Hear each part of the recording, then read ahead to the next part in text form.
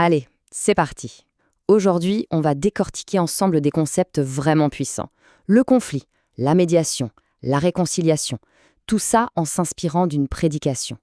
L'idée, c'est de voir comment une figure centrale est proposée comme la solution pour réparer les fractures les plus profondes entre les gens. On va commencer par une question qui, je pense, parle à tout le monde.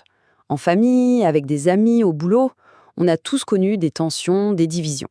C'est un vrai défi, mais au fond, pourquoi c'est si difficile de se réconcilier? Pourquoi faire la paix, ça semble parfois mission impossible? Alors, voilà notre parcours pour aujourd'hui. On va d'abord regarder la réalité du conflit dans notre monde. Ensuite, on se demandera ce qu'est un médiateur avant de se concentrer sur Jésus, présenté comme le médiateur parfait. Après ça, on verra comment, nous aussi, on peut devenir des artisans de paix, comment on peut concrètement renouer le dialogue. Et on terminera sur un véritable appel à la réconciliation. Ok, première étape, un monde en conflit. C'est le point de départ de toute la réflexion. Le constat, c'est que les divisions, elles sont partout. Et pour décrire ça, le texte utilise une image qui frappe, celle des murs invisibles. Vous savez, ces barrières qu'on ne voit pas mais qui sont bien là. Elles naissent de conflits en famille, dans les églises, dans nos cercles d'amis, des blessures qui créent des séparations profondes, même quand on a l'impression d'être proche. Ce qui nous amène à la deuxième partie. Qu'est-ce qu'un médiateur? Quel est le rôle de cet intermédiaire qui essaie de recoller les morceaux?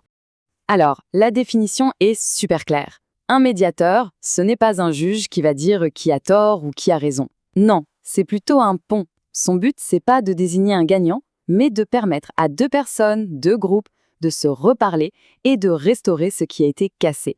Et là, le texte fait une distinction vraiment importante. D'un côté, il y a les médiateurs humains. Pensez à Moïse, aux prophètes. Leur rôle a été crucial, bien sûr, mais toujours limité, imparfait. Et de l'autre côté, on nous présente l'idée d'un médiateur parfait, unique, quelqu'un qui ne fait pas que discuter ou négocier, mais qui répare la relation par un sacrifice ultime. Et ce médiateur parfait, vous l'avez compris, c'est Jésus. Mais alors, qu'est-ce qui le rendrait si spécial, si différent? Eh bien, le texte nous donne 3 qualifications essentielles. Alors, regardons ça de plus près. Premièrement, il est parfaitement qualifié. Pourquoi? Parce qu'il serait à la fois pleinement Dieu et pleinement homme. Il peut donc, en quelque sorte, comprendre parfaitement les deux parties du conflit. Deuxièmement, il a payé le prix. L'idée ici, c'est que la réconciliation, la vraie, elle a un coût. Elle n'est pas gratuite, et ce prix, c'est son sacrifice. Et enfin, troisièmement, il a détruit le mur. Il a fait tomber cette fameuse barrière qui séparait l'humanité de Dieu. Et là, on arrive à une question qui est un vrai tournant dans la réflexion. C'est le moment où on passe de la grande théorie à quelque chose de très personnel, de très concret. La question c'est, s'il a détruit ce mur immense, pourquoi gardons-nous de petits murs entre nous? Ça fait réfléchir, non? Ce qui nous amène logiquement à la 4e partie, devenir des artisans de paix. Parce que c'est bien beau la théologie, mais l'idée c'est que ça doit avoir un impact concret dans nos vies. Si on accepte ce modèle de médiation, ça implique une responsabilité pour chacun d'entre nous. Et cet appel à la paix, ce n'est pas juste une belle idée en l'air. Non, ça s'applique à des domaines bien réels de notre vie.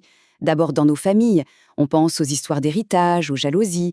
Ensuite au sein de l'Église ou de nos communautés, là où des blessures peuvent créer de vraies divisions. Et enfin dans la société en général, où on est appelé à être des exemples de réconciliation.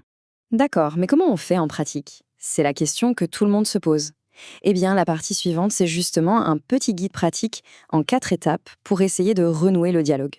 Alors, ces 4 étapes. La première, et c'est peut-être la plus dure, reconnaître sa propre part de responsabilité. Ça demande de l'humilité, c'est clair. La deuxième, prendre l'initiative, ne pas attendre que l'autre fasse le premier pas. La troisième, pardonner sincèrement. Et le texte insiste là-dessus, c'est une décision, un acte de volonté, pas juste un sentiment qui vient comme ça. Et enfin, la 4e, l'objectif final, chercher la restauration de la relation et non pas la vengeance ou juste avoir le dernier mot. Et on arrive maintenant à la fin de notre parcours. Mais attention, ce n'est pas vraiment une conclusion classique. C'est plutôt un appel à l'action, une invitation à ce que tout ça devienne personnel. Pour ça, le texte pose une série de questions très directes. La première est toute simple. Qui appeler? Forcément, ça fait penser à un nom, à un visage, une personne avec qui le fil est coupé. La deuxième question va encore plus loin dans l'introspection. À qui demander pardon? Là, on est en plein dans cette fameuse étape de la prise de responsabilité dont on parlait tout à l'heure. Et finalement, la dernière question, celle qui pousse à l'action. Avec qui rétablir le dialogue? C'est vraiment le point où la réflexion doit se transformer en quelque chose de concret, en engagement. Et on termine sur cette phrase qui est vraiment forte. La paix n'est pas une faiblesse, c'est une force spirituelle. Ça change toute la perspective en fait. Ça nous dit que chercher la réconciliation, ce n'est pas être passif, ce n'est pas de la lâcheté. Au contraire, c'est présenté ici comme un acte de courage immense, une vraie force. De quoi peut-être revoir complètement notre manière de gérer les conflits.